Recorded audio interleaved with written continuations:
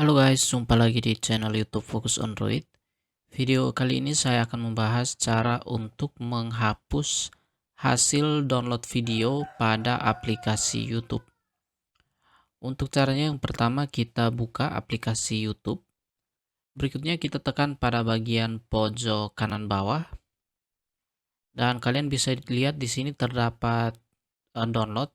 Kita tekan dan ini merupakan video-video hasil download. Dan untuk menghapusnya kita dapat menghapus satu persatu. Misalnya di sini saya coba hapus satu persatu. Atau apabila kalian ingin menghapus semua secara bersamaan, kalian bisa melakukannya melalui settings. Kita kembali dulu ke bagian menu profil. Berikutnya kita masuk ke setelan di pojok kanan atas. Pada bagian setelan kita scroll ke bawah dan kita tekan pada bagian latar belakang dan hasil download.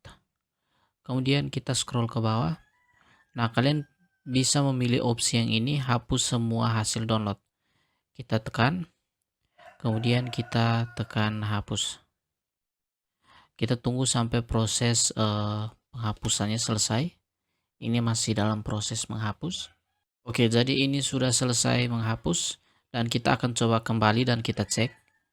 Dan ini hasil downloadnya sudah kosong di sini.